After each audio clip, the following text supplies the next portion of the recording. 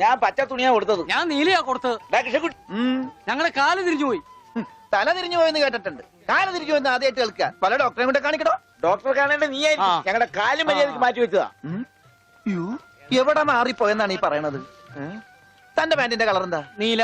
ഇങ്ങനെ നീങ്ങിന്നേ. ഇത് നീലയായില്ലേ? തനിപ്പുറത്ത് വന്നേ. പുറത്ത് വാടോ. വെളിച്ചപ്പാടിന്റെ പാന്റിന്റെ കളർ എന്താ? പച്ച. പച്ചയല്ലേ രണ്ടു കാലും? എന്താ പറയണം? നടക്കുമ്പോ അങ്ങനെ അഡ്ജസ്റ്റ് ചെയ്താ പോരെ? ശരിയാ. പോ ചെല്ല്. മിസ്റ്റർ പ്രഭാകർ, നിന്റെ ആന ഒരു ദിവസത്തേക്ക് വേണ്ടി വരും എനിക്ക്. എന്റെ പുതിയ കടയുടെ ഉദ്ഘാടനത്തിനാ. ഈ ആന ഉദ്ഘാടനം ഒന്നും ചെയ്യില്ലേ? വല്ല മന്ത്രിമാരെ കൊണ്ട് ചെയ്യിച്ചാ പോരെ? അയ്യോ, എനിക്ക് ആ കട കൊണ്ട് ജീവിക്കാനാ, അടച്ചുപൂട്ടാനല്ല. നീയൊക്കെ പാന്റ് അല്ല എന്ത് തന്നെ ഉടുത്താലും ഈ നാട് ഡെവലപ്പ് ആവില്ല. ഉണ്ണിയില്ലേ ഇവിടെ? ഇനി അടുത്ത മാസം 1-ാം തീയതി വരെ ഇതുകൊണ്ട് തൃപ്തിപ്പെടണം, അനുഗ്രഹിക്കണം. ആനയാണ്. എന്താടോ ഇത് ആനക്കുള്ളതാ? അല്ല, ഇതൊരു ഉപകാരമാണ്. ഉപകാരമല്ലടോ, ഉപകാരം. രണ്ടും ഒന്ന് തന്നെ മാഷേ. സമ്മാനം ഉണ്ണിക്കൊള്ളതാ. അതെ മാഷേ, ഈ നാടിന്റെ മുഖച്ചായ മാറ്റിയത് ഉണ്ണിയാ. നാട്ടിലൊരു വലിയ തയ്യക്കട ഉണ്ടായതും ഉണ്ണി കാരണമാ.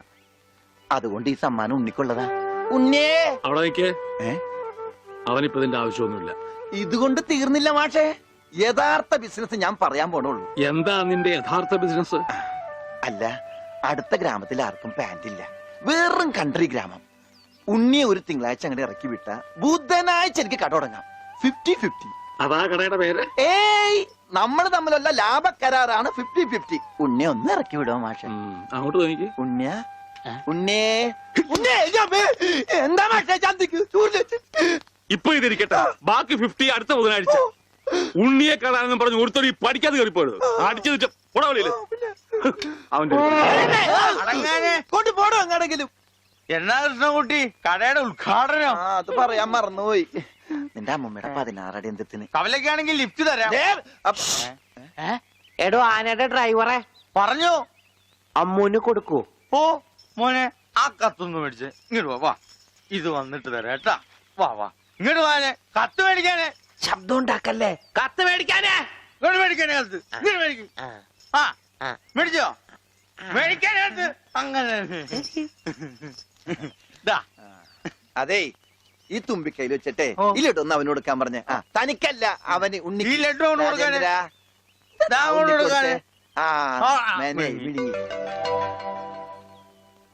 എന്റെ കൃഷ്ണൻകുട്ടി ചേട്ടാ. എനിക്കായിരുന്നു കത്ത്. കത്തിലുള്ളതല്ല, ഞാൻ പറഞ്ഞതാ. ഇത് മുഴുവൻ ഇംഗ്ലീഷിലാണല്ലോ. ചിലപ്പോ മലയാളത്തിൽ എഴുതിയപ്പോ തെറ്റിപ്പോയതായിരിക്കും. ഇതെങ്ങനെ വായിക്കും? ഒന്ന് വായിച്ചേ. തന്നെ ഇത്രയോ? OHMYDEAR.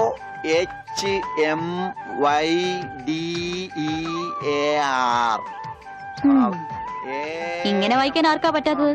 കൂട്ടി വായിക്കേ. ഇത് കൂട്ടക്ഷരമാണ്. ഈ ഡോക്ടർമാർ എഴുതൂലേ അതുപോലത്തെ. ഇത് കൂട്ടി വായിക്കണമെങ്കിൽ ഇംഗ്ലീഷ് മരുന്നിടെ തന്നെ കൊണ്ടുപോകണം. ഇത് ആർക്കാ? അമ്മൂന. പിന്നെ ആരോടും പറയരുത്. അകത്ത് മുതലാളിയോട് ചോദിക്കാൻ പോയതാവും അല്ലേ? ഇത് ആഹാരത്തിന് ശേഷം 3 നേരം. ഇത് വേദനയപ്പ കഴിക്കുക. വേദന ആർക്ക്? അപ്പൊ താൻ ഇങ്ങനെയല്ലേ മരുന്ന് കൊടുക്കുന്നത്? ശരിയാക്കി തരാടോ, ശരിയാക്കി തരാ.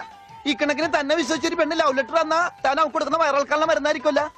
വന്നേ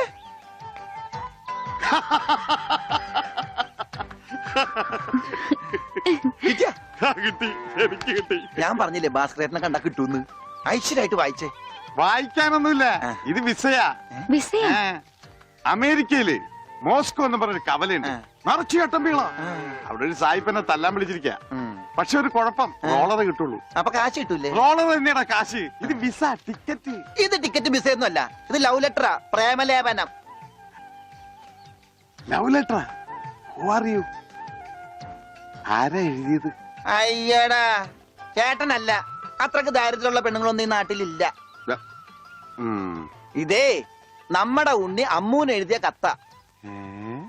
അത് ശരി.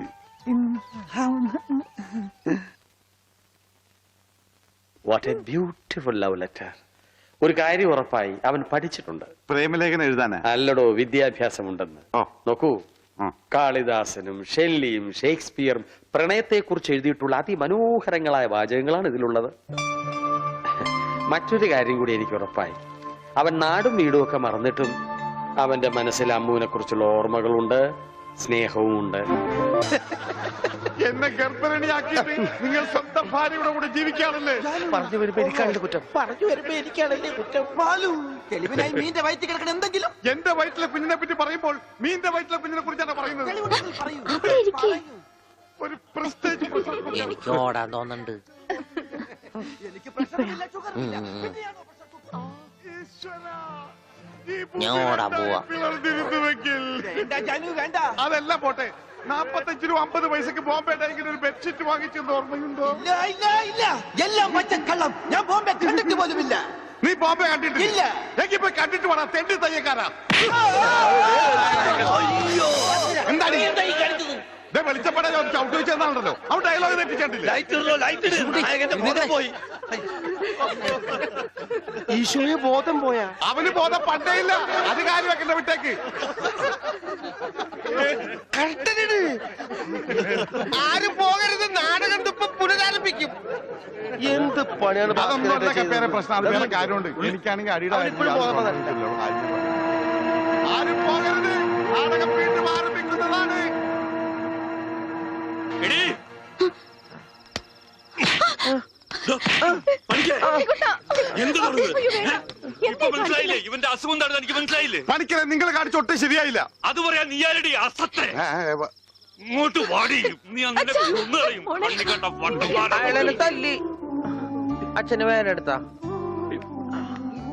കരയണ്ടാട്ടാ.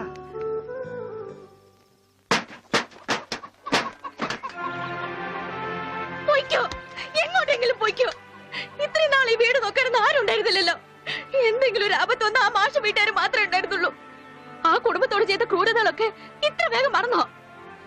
എന്ത് പ്രായശ്ചിത്തം ചെയ്താലും അതിന് പരിഹാരമാവുക? ഉണ്ണേട്ടന്റെ ഈ അവസ്ഥയ്ക്ക് കാരണം അച്ഛനാ. അച്ഛനതൊന്നും പ്രശ്നമില്ലെങ്കിലും എനിക്ക് ആ കടങ്ങളൊക്കെ വീട്ടണം. മാഷിനോട് ചെയ്ത തെറ്റുകൾക്കൊക്കെ പോയി മാപ്പ് പറയും, എന്നിട്ട് വന്നാ മതി ഇങ്ങോട്ട്. അല്ലെങ്കിൽ ഇങ്ങോട്ട് വെച്ചപ്പോ പണിക്കരെ, കുട്ടി പറഞ്ഞാലും കാര്യമുണ്ട്.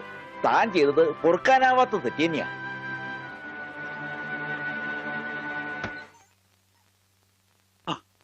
എന്താടോ എന്തേ കാണിക്കുന്നേ? എന്നോട് പൊറുക്കണം മാഷെ. മാഷോട് ഞാൻ തെറ്റുകൾ മാത്രമേ ചെയ്തിട്ടുള്ളൂ. എനിക്കത് തിരുത്തണം. മാഷുടെ ഉണ്ണിയെ ജീവിതകാലം മുഴുവൻ നോക്കാൻ എന്റെ അമ്മൂന് സമ്മതം, എനിക്കൊരു സമ്മതം.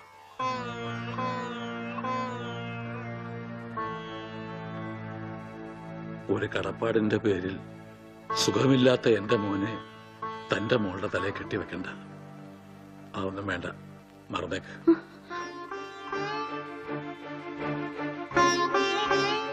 മോളെ, നീ ചെയ്യുന്നത് വലിയൊരു ത്യാഗമാണെന്ന് എനിക്കറിയാം. പക്ഷേ അങ്ങനെ ആർക്കെങ്കിലും വേണ്ടി പാഴാക്കി കളയാനുള്ളതല്ല നിന്റെ ഈ ജീവിതം. വെറും ഒരു കടപ്പാടിന്റെ പേരിലല്ല മാഷെ.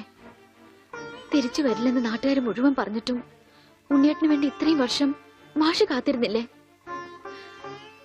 അതുപോലെ ഉണ്ണിയേട്ടന്റെ അസുഖമാണ് തടസ്സമെങ്കിൽ അത് മാറുന്നതുവരെ കാത്തിരിക്കാൻ ഞാനും തയ്യാറാണ്. ഈ കുട്ടി പറഞ്ഞത് വെറും ഒരു ഫാദറായ എനിക്ക് മനസ്സിലായി. ഈ ഫാദറിന് മനസ്സിലായോ? ഇനി എന്തോന്ന് ആലോചിക്കാൻ. നിശ്ചയത്തിന് പന്തല് വേണോ വേണ്ടയോ എന്ന് മാത്രം പറഞ്ഞാ മതി. ബാക്കി കാര്യം ഞങ്ങൾ ഏറ്റു.